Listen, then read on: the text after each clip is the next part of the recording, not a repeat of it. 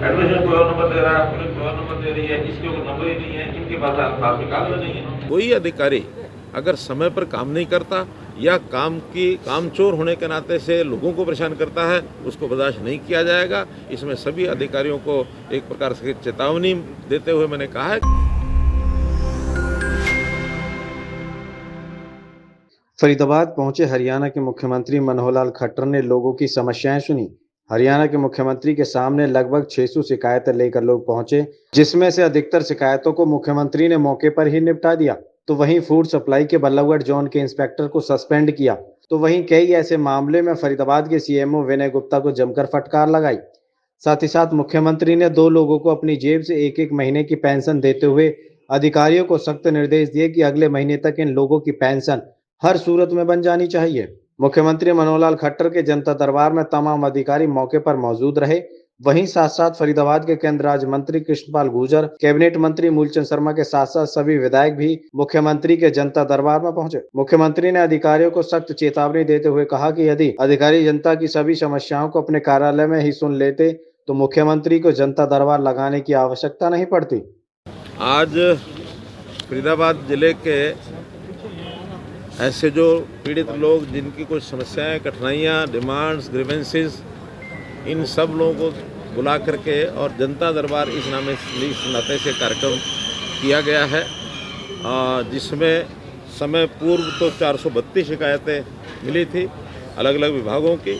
अगर उसमें सर्वाधिक देखा जाए तो एमसीएफ की 158 थी और पुलिस संबंधी जो एफआईआर वगैरह किसी की नहीं होती है या किसी की हुई है तो कार्रवाई नहीं होती है, ऐसी 89 शिकायतें थी।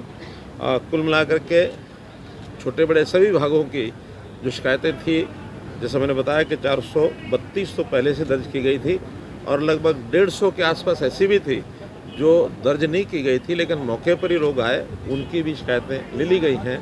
ऐसे लगभग 600 लोगों को आज जो है अटेंड किया है। अलग अलग विभागों के नाते से जो अधिकारी थे वो भी बैठे थे। हमारे यहाँ के जो मंत्री, केंद्रीय मंत्री श्री कृष्णपाल गुर्जर जी, हमारे मूलचंद शर्मा जी और यहाँ के जो विधायक, वो सब लोग भी थे अपने अपने तरीके से, और सबों ने अपने अपने विभाग में जाकर के इन सारी समस्याओं को सुना भी है, हाथों हाथ भी हल की हैं। जो यहाँ स्थानीय तौर पर हल होने वाली हैं डिप्टी कमिश्नर लेवल पर, सीपी लेवल पर, वो सब यहाँ दे दी गई हैं। कमिश्नर एमसीएफ वाली वो भी यहाँ दे दी गई हैं। जो कुछ नीति संबंधी पॉलिसी मैटर्स जो कुछ ऐसे उसमें हल करने के लायक वो भी ध्यान में आए हैं, तो उसको हम चंडीगढ़ लेकर के जा रहे हैं। या डिपार्टमेंट में भी चंडीगढ़ में कुछ चीज़ें ऐसी हैं जिनकी समय पर हल नहीं हो रहे थे, वो सारी चीज़ें नोट कर ली गई हैं। चंडीगढ़ से मेरे साथ काम कर रहे हमारे जो additional principal secretary Amit Agrawal जो डीपीआर हैं, वो भी यहाँ आए हुए हैं, और डीके बेहरा जो डायरेक्टर यूएलबी, उनको भी यहाँ बुलाया था। इस नाते से सारी टीम ने मिल करके सब लोग की शिकायतें सुनी हैं और आखिर में अब कोई भी ऐसा व्यक्ति नहीं है जिसकी सुनवाई नहीं हुई। ये सारा काम आज किया है। कुछ दिव्यांग बंधु, कुछ बुजुर्गों को उनकी भी जो पेंशन संबंधी बातें थी, कुछ परिवार पहचान पत्र का विषय था, किसी की जो राशन कार्ड की संबंधी कठिनाइयाँ थी, वो भी हाथों हाथ हल की गई है। 2 लोगों तो हमने जो मासिक पेंशन उनकी वास्तव में मिल जानी चाहिए थी, अभी तक वो नहीं मिली थी, उनको नगद अभी ही दे दी गई थी कि हाँ आज से आपकी पेंशन शुरू, अगले महीने से बैंक में उनकी पेंशन आ जाएगी। तो इस प्रकार बिजली कनेक्शन DHBVN की भी शिकायतें जो थी उसमें भी, क्योंकि कई तो कॉलोनाइज़र डेवलपर ऐसे थे जिनके झगड़े थे कंज्यूमर्स के साथ, उनमें भी DHBVN को कहा गया है कि कोई एक पॉलिसी नई बना करके, ताकि कंज्यूमर को समस्या ना आए। अगर कोई झगड़ा डेवलपर का और DHBVN का है तो उसको हम अलग से निपटेंगे, लेकिन कंज्यूमर की सहायता के लिए अलग से भी हमको कोई पॉलिसी बनानी पड़ेगी तो हम बनाएंगे। खास करके BPTP, ये जो एक यहाँ बिल्डर्स के नाते से बहुत से ऐसे कॉलोनियाँ ऐसी हैं जो उनका सीधा संबंध है, उसके लिए अलग से हम चंडीगढ़ में बैठ करके उनको भी बुलाएंगे और जो कोई कठिनाइयाँ समस्या उसको हल करेंगे।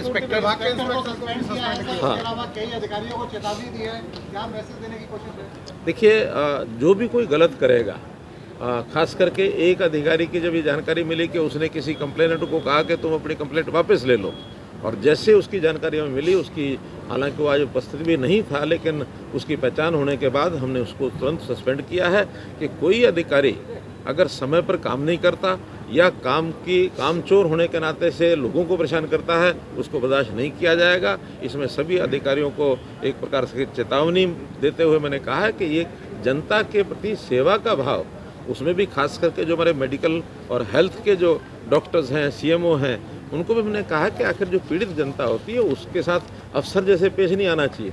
उसके साथ हमारा व्यवहार जो है वो बहुत जिसको कहना चाहिए एक संवेदनशीलता के आधार के ऊपर हमको उनसे बात करनी चाहिए। सब लोग काफी खुश नजर आए आपके इस जनता दरबार से। क्या आगे भी इसी प्रकार से जनता दरबार लग करके लोगों की समस्या सुनी जाएगी या फिर ये लास्ट बार है? नहीं, ऐसा नहीं है। जो ग्रीवेंसेस कमेटी की हमारी मीटिंग तो मासिक होती है, लेकिन इस प्रकार का कार्यक्रम तो कभी कभी होता है। हर महीने इस प्रकार का करने की आवश्यकता भी नहीं होती है। और ऐसी जो समस्याएं हल होने का एक सिस्टम बन जाता है तो सिस्टम में से सब लोगों को विश्वास जब जागृत होता है तो अपने अपने डिपार्टमेंट में जाकर के करा लेते हैं। एक आध बार अभी 2 महीने पहले मैंने सिरसा में इसी प्रकार का जनता दरबार किया था, वहाँ भी इसी प्रकार से 500 से 600 लोग आए थे। तो जिले में कभी एक आध बार जा करके तो ऐसी जो उसमें से हमको ध्यान में आता है कि किस जिले में कौन अधिकारी, कौन डिपार्टमेंट कैसे काम करता है और सामान्य समस्याएं जनता की किस प्रकार की है, तो एक फीडबैक मिलता है और उस फीडबैक में से इन समस्याओं को आगे उत्पन्न ही ना होने दिया जाए, इस प्रकार की नीतियाँ, पॉलिसी ये सब बनाई जाती है। अमित शाह जी फरीदाबाद के दौरे पर है, क्या कोई बड़ी सौगात फरीदाबाद को मिल सकती है? देखिए, अब अमित शाह जी आ रहे हैं 27 तारीख को और हमने रैली रखी है और हम तो अपनी ओर से जो कुछ हमारी अपेक्षा वो तो रखेंगे ही। बाकी सरकार, केंद्र सरकार है, गृह मंत्री हैं, कोई भी चीज़ आके अनाउंस कर सकते हैं।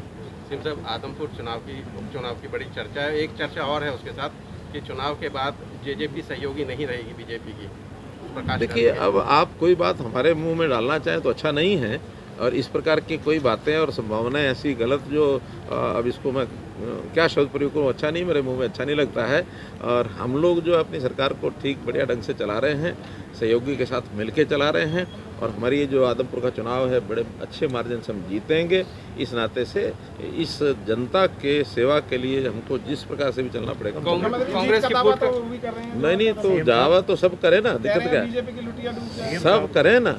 अब ये तो देखना ही है कि जो नरेंद्र मोदी जी ने कांग्रेस मुक्त भारत की जो बात कही थी, और वो मैं समझता हूँ कि 85-90% पूरी हो गई, 10% और बची है। नगर निगम में वार्डबंदी के नाम पे फर्जी जनगणना हुई है और उस पर कांग्रेस के कोई फर्जी जनगणना नहीं मानी जाएगी। जनगणना तो जो हमारे पास रिकॉर्डेड जनगणना है, अब हमने ये भी तय करा लिया है कि कानून भी बना दिया है कि परिवार पहचान पत्र ये हमारा एक ऐसा डॉक्यूमेंट है जिसमें एक एक परिवार की जनगणना को सर्वे करके भी उसका ले लिया गया। रियल टाइम उसकी जो जनगणना वो भी होती है। जन्म के साथ जनगणना में व्यक्ति ऐड हो जाता है, मृत्यु के साथ उसका नाम बाहर हो जाता है।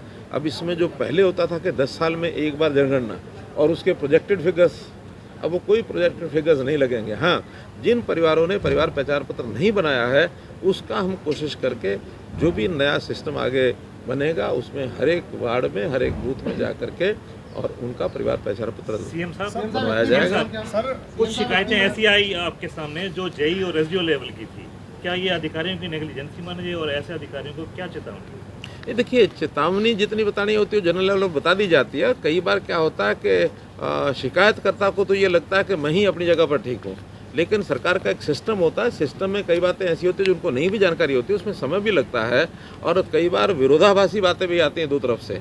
तो उन विरोधाभासी बातों को एक दूसरे के सामने करने के बाद उनको ध्यान में आ जाता है कि कौन सी बात ठीक है, कौन सी गलत है। कांग्रेस फूट का कितना फायदा मिलने वाला है बीजेपी को उपचुनाव में? क्या कांग्रेस की आपसी फूट का कितना फायदा देख रहे हैं? अब किसी की फूट से मैं फ़ायदा उठाना चाहूँ वो ठीक नहीं है, लेकिन कोई भी घटना होती है तो उसके परिणाम जो निकलते हैं वो आपको पता ही कैसे निकलते हैं। धन्यवाद।